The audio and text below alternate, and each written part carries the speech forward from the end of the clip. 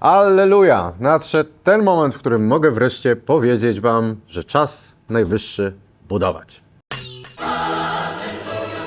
Nareszcie, co nie? Pewnie już niektórzy z Was wątpili, czy w ogóle weźmiemy się do roboty. Od pierwszej identyfikacji problemu do tego momentu potrafi minąć sporo czasu, czasem wiele miesięcy i ogólnie wiesz co, nie oceniam tego, czy to długo, czy to krótko, bo z jednej strony jestem fanem szybkiego budowania, jak i jak najszybszego wypuszczania produktu na rynek i testowania, ale z drugiej rozumiem też, że to maraton, a nie sprint.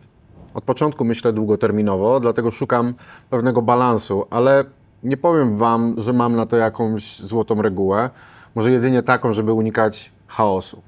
Ale ogólnie od tego momentu nie ma już przeproś. Albo działamy, albo nie. I jasne rozumiem, że trzeba płacić rachunki, nie każdy z Was będzie mógł poświęcić się w 100%, ale uważaj, żeby nie oszukiwać samego siebie.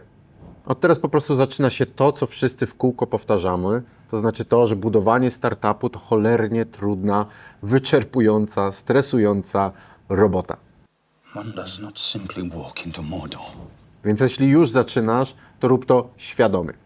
Szczególnie jeśli tak jak ja potrzebujesz zespołu.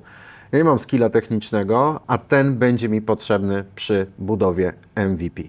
Bo mógłbym też to zlecić freelancerom albo jakiejś firmie zewnętrznej, ale od samego początku powtarzałem Wam jedno, że budujemy to bez budżetu. Więc muszę znaleźć podobnych do siebie świrów, takich, którzy nie tylko jarają się sportem, ale też uzupełniają moje braki. Ale przede wszystkim takich, aby po prostu dobrze mi się z nimi pracowało.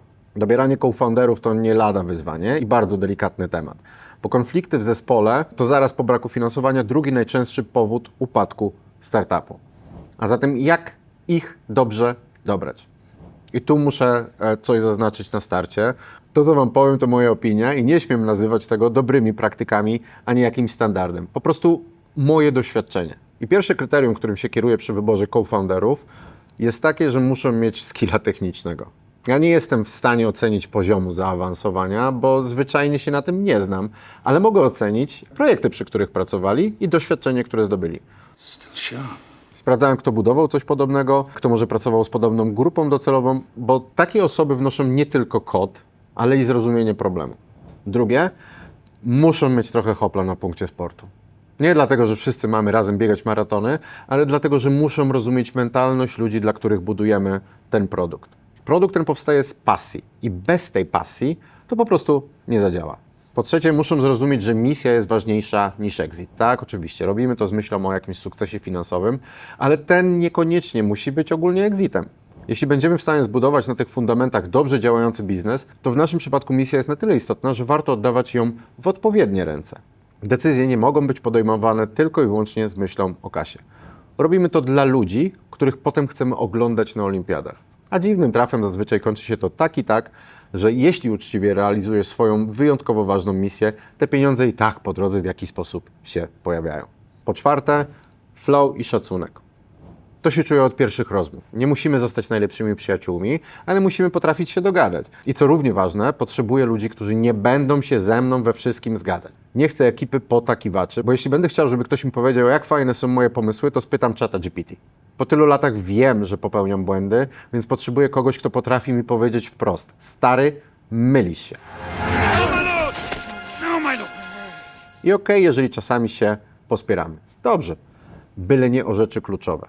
Bo misja i kierunek muszą być wspólne od dnia pierwszego. I po piąte, muszą wiedzieć, że to również ich startup.